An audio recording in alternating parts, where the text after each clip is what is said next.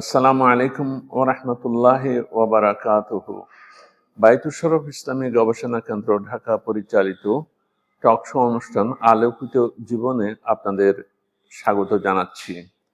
পবিত্র মাহে রমজান উপলক্ষে প্রতিদিন আমরা এক একজন মেহমানকে নিয়ে আপনাদের সামনে আলোচনা করি রমজানের বিভিন্ন দিক নিয়ে। আজকে আমাদের স্টুডিওতে দাওয়াত জানিয়েছি মহাকালী হুসাইনিয়া কামিল মাদ্রাসার মুহাদ্দিস এবং পূর্ব রাজাবাজার জামে মসজিদের খতিব এবং শামসাবাদ দরবার শরীফের সম্মানিত পীর সাহেব হযরত মাওলানা মুফতি মোহাম্মদ মাহবুবুর রহমান। আপনাকে আমাদের স্টুডিওতে স্বাগত জানাচ্ছি। আলহামদুলিল্লাহ, আসসালামু আলাইকুম ওয়া রাহমাতুল্লাহ।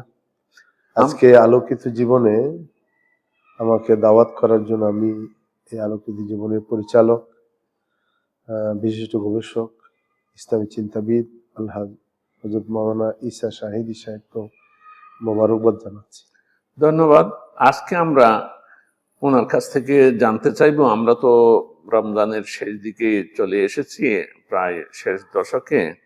আমরা এই রমজানের শেষ দশকটা, শেষ 10 দিন কিভাবে রমজানকে কিভাবে বিদায় দিতে পারবো, সুন্দরভাবে বিদায় দেওয়ার জন্য কি কি আমলের মাধ্যমে আমরা রমজানকে বিদায় দেব এবং আমাদের জীবনে কি কি জিনিস ধারণ করতে পারবো, এ সম্পর্কে একজন আধ্যাত্মিক ব্যক্তিত্ব হিসেবে তার কাছ থেকে আমরা কিছু কথা আশা করছি। আলহামদুলিল্লাহ রাব্বিল আলামিন, আসসালাতু ওয়াসসালামু আলা সাইয়্যিদিল আমবিয়া ওয়াল মুরসালিন ওয়া আলা আলিহি ওয়া সাহবিহি আজমাইন। আউযু বিল্লাহি মিনাশ শাইতানির রাজীম। বিসমিল্লাহির রহমানির রহিম। শাহরু রমাদান আল্লাযী উনজিলা ফীহিল কুরআন হুদাল লিন-নাসি ওয়া বায়্যিনাতিন মিনাল হুদা ওয়া ক্বালা রাসূলুল্লাহ সাল্লাল্লাহু আলাইহি ওয়াসাল্লাম আল কুরআন ওয়াস সিয়াম ইয়াশফাআনি লিল আবদ আও কামা ক্বালা নবী আলাইহিস সালাম। সম্মানিত শ্রোতাবৃন্দ, আল্লাহ পাকের দরবারে অগণিত শুকর যে আমরা মাহে রমজানে দীর্ঘ কটা দিন আমরা সিয়াম এবং কিয়াম করতে পেরেছি। আলহামদুলিল্লাহ, আমাদের সামনে মাহে রমজানের শেষ দশক। এই শেষ দশক মাহে রমজানের সবচেয়ে গুরুত্বপূর্ণ শেষ দশক। রাসূল করিম সাল্লাল্লাহু আলাইহি ওয়াসাল্লাম হাদিসে ইরশাদ করেছেন, আখিরুহু ইতকু মিনান নার। শেষ দশক হচ্ছে দোজখ থেকে মুক্তির, এবং শেষ দশকেই লাইলাতুল কদর রয়েছে,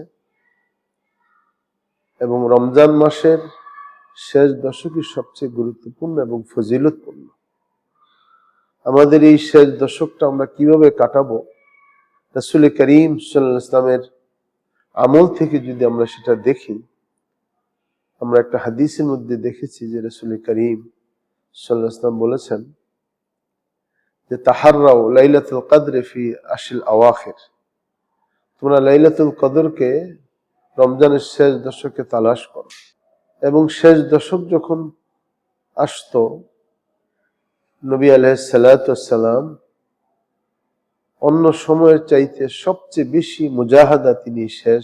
এবং হাদিসের মধ্যে আসছে যে ইজা দাখালা আশরুল আওয়াখির আহিয়া লাইলা ওয়া আইকাযা আহলা ওয়া শাদ্দা মিজারা আও কামা কালা রাসূল আলাইহিস সালাতু ওয়াস সালাম। শেষ দশকে রাসূল পাক সাল্লাল্লাহু আলাইহি ওয়াসাল্লাম সারা রাত জাগ্রত থাকতেন। প্রথম এবং মধ্য দশকে তিনি কিছুটা রাতের বেলায় আরাম করলেও শেষ দশকে তিনি কোনো আরাম করতেন না, বরং শেষ দশকের প্রতিটি রজনীতেই তিনি জাগ্রত থাকতেন, আহালকে জাগ্রত করতেন, এবং তিনি খুব বেশি মুজাহাদা করতেন, যেটাকে বলছে যে সাদ্দা মিজারা, মানে ওনার তহবন্দকে তিনি মজবুত করে বেঁধে নিতেন, কোমর বেঁধে তিনি এই আমলের মধ্যে তিনি মুজাহাদা তিনি নিজেকে রেখেছেন। এবং সেটাই উম্মতকে করার জন্য বলেছেন। তেনার তো আগে পিছের সমস্ত গুনাহ মাফ ছিল, তারপরেও তিনি শেষ দশকে আল্লাহর দরবারে নিজেকে এমন ভাবে আত্মসমর্পণ করেছেন যে যেটা অন্য সময় তিনি করতেন না। এজন্য শেষ দশকের এত কেন ফজিলত?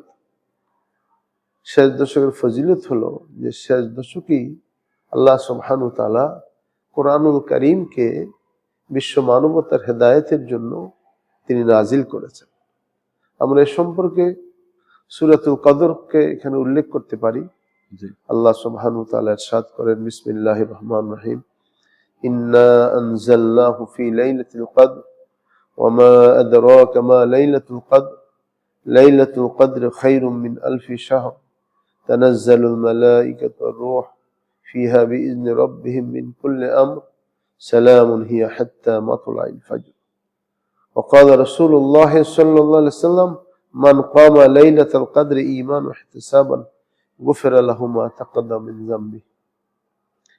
আল্লাহ সুবহানাহু ওয়া তাআলা লাইলাতুল কদরের মর্যাদার ব্যাপারে তিনি বলতেছেন যে নিশ্চয়ই আমি এই কোরআন লাইলাতুল কদরে নাজিল করেছি। হে রাসূল, আপনি কি অবগত লাইলাতুল কদর কি? আল্লাহ পাক নিজে আবার বলতেছেন, লাইলাতুল কদর খায়রুম মিন আলফি শাহর, লাইলাতুল কদর হইতেছে হাজার মাস অপেক্ষা শ্রেষ্ঠ এর ইবাদত। উম্মতে মুহাম্মাদীর নবী আলাইহিস সালাতু ওয়াস সালাম যখন পূর্ববর্তী উম্মতের কথা আলোচনা করতেন যে এত শত বছর হাজার বছর আমল করেছে, সাহাবায়ে কেরামের মধ্যে একটা হতাশা আসছে যে তাহলে আমরা কি সেইভাবে আমল করতে পারবো না? তখনই আল্লাহ তাআলা এই সূরা নাজিল করলেন এবং এই রজনীর মর্যাদার কথা বললেন যে এই রজনীতে যদি কেউ রাত্রি জাগরণ করে, কিয়াম করে, আল্লাহর কাছে দোয়া করে, ইস্তিগফার করে, ক্ষমা চায়, তওবা করে, তাহলে আল্লাহ তাআলা হাজার মাস ইবাদত করলে যে সওয়াব হতো সে সওয়াব এই উম্মতকে আল্লাহ দান করবে। লাইলাতুল কদর তো আমার সচরাচর মনে করা হয় সাথে সে রমজানের রাত। জি, এই ব্যাপারে একটু বল। না, লাইলাতুল কদরটা 27 রজনী, এটা ওলামায়ে কেরামের কতিপয় ওলামায়ে কেরামের এটা অভিমত, কিন্তু রাসূল পাক সাল্লাল্লাহু আলাইহি ওয়াসাল্লামের এই কথার দ্বারা এটা প্রমাণিত হয় যে হুজুর বলেছেন লাইলাতুল কদর শেষ বেজর রজনীগুলোতে তোমরা তালাশ করো। এটা শুধু 27 রজনীতেই নির্ধারিত, এটা ওলামায়ে কেরাম সকলে একমত নন, বরং লাইলাতুল কদরকে শেষ বেজর রজনীতে তালাশ করার কথা হুজুর 21, 23, 25, 27, 29 রজনী, বেজর 5 রজনীতে বলা হয়েছে। এবং যেহেতু নবীজি বলেছেন ফি আশিল আওয়াখির, এজন্য ইহতিয়াতান সতর্কতামূলক হলো যে এই শেষ দশকের প্রত্যেক রাতেই লাইলাতুল কদর তালাশির জন্য আপনার মুজাহাদা করা। এবং আল্লাহ সুবহানাহু ওয়া তাআলা কোরআনে কারীমকে এই শেষ দশকে লাইলাতুল কদরে নাজিল করার বদৌলতে এই শেষ দশকের এত মর্যাদা, লাইলাতুল কদরের এত মর্যাদা, এবং যে পেয়ারা নবী মুহাম্মদুর রাসূলুল্লাহ সাল্লাল্লাহু আলাইহি ওয়াসাল্লামের উপর এই কোরআন নাজিল হয়েছে ওনার এত মর্যাদা। এই জন্য এই লাইলাতুল কদরে আমাদের কি করণীয় এই সম্পর্কে পেয়ারা নবীর হাদিসে আমাদের এখানে আমরা উল্লেখ করতে পারি। নবীজি বলেছেন, মান কামা লাইলাতুল কদরি ঈমানান ওয়া ইহতিসাবান গুফিরা লাহু মা তাকাদ্দাম মিন যামবি। যারা লাইলাতুল কদর তালাশে রাত্রির বেলায় কিয়াম করে, আল্লাহ তাআলা তার পিছনের গুনাহকে মাফ করে দেন। সুবহানাল্লাহ। এই জন্য আমি সকলকে অনুরোধ করব যে লাইলাতুল কদর তালাশের জন্য রমজানের অন্য সময় আমরা যা কিছু আমল করি এর চেয়ে সবচেয়ে বেশি মুজাহাদা আমাদেরকে শেষ দশকে সকলকে করতে হবে। বিশেষ করে কিয়ামুল লাইল, কোরআনে পাকের তিলাওয়াত, বেশি বেশি করে দোয়া করা, তওবা ইস্তেগফার করা, শেষ দশকগুলোতে বেশি বেশি আল্লাহর রাহে দান খয়রাত করা, অসহায় মানুষের পাশে দাঁড়ানো, এরপরে আপনার ইতিকাফ করা। মাহে রমজানের শেষ দশকের মধ্যে এত বেশি আপনার আল্লাহর পক্ষ থেকে রহমত, আল্লাহর বরকত এবং ইতমিনান নারের যেই স্রোতধারা, বরকতটা যে অবতীর্ণ হয় সবচেয়ে বেশি, যেন ওই সময়ে আমরা অন্যান্য কাজকে সংক্ষিপ্ত করে আমরা যদি লাইলাতুল কদরের তালাশ এবং আল্লাহর কাছে ক্ষমা পাওয়ার জন্য আমরা সময়গুলো দিতে পারি, সেটা আমাদের জন্য সবচেয়ে বেশি কল্যাণকর। আলহামদুলিল্লাহ, আমরা খুবই সুন্দর আলোচনা শুনলাম এবং লাইলাতুল কদর আমরা যাতে তালাশ করি সেই প্রেরণাটা এই আলোচনার মাধ্যমে পেলাম। আমরা এই কথাও জানতে পারলাম যে লাইলাতুল কদর তালাশের জন্য 21 তারিখ 21শে রমজান রাতে 23 তারিখ রাত, 25 তারিখ রাত এবং 27 তারিখ রাত। আর শেষ 29 তারিখ রাতও সম্ভাবনা আছে। তাছাড়াও ওইটা বিদায়ের মাস রাত হিসাবে এটার আলাদা একটা মর্যাদা আছে। তো এগুলো যাতে আমরা ইবাদত বন্দেগীর মাধ্যমে আমরা পালন করতে পারি, সেই সিদ্ধান্ত আমাদের নিতে হবে, আল্লাহর কাছে তৌফিক কামনা করতে হবে। এবং আমরা তো দেখি যে ঈদ ঘনিয়ে আসছে, এই জন্য আমাদের দুনিয়াবি ব্যস্ততা বরং এই সময় আমরা বাড়াই ফেলি। আমরা যাতে সেটা না করে এই রাতগুলোতে ইবাদত বন্দেগী করি। একটা হিসাব করলে অনেক সহজ হয়ে যায়। মনে করেন আমরা ইফতার করলাম, ইফতারের পরে কিছু একটু খাওয়া দাওয়ার পরে একটু রেস্ট নিয়ে আমরা তারাবিতে গেলাম, তারাবি পড়তে পড়তে তো 10টা 10:30 হয়ে যায়।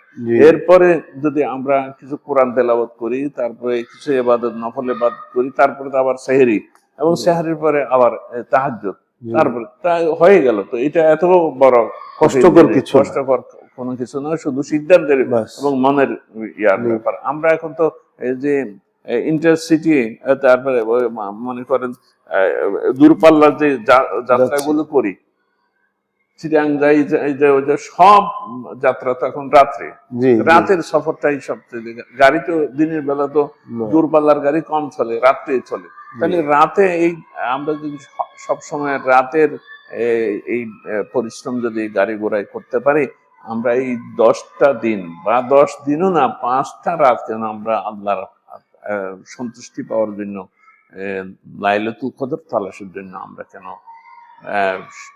ব্যয় করতে পারবো না, মনোযোগী হতে পারবো না? নিশ্চয়ই পারবো ইনশাআল্লাহ। হিম্মতটাই বড়, হিম্মত হুয়াল আযম, হিম্মতটাই বড়। হিম্মত যদি করে তা আল্লাহ তাআলা এই কাজগুলো আমাদের জন্য সহজ করে দিবেন। ঠিক আছে, ইনশাআল্লাহ। অনেক ধন্যবাদ। আমরা আরেকদিন আরেকটু আলোচনা আপনার সাথে করব। আজকে এখানেই বিদায় চাচ্ছি। ওয়া আখিরু দাওয়ানা আলহামদুলিল্লাহি রাব্বিল আলামিন।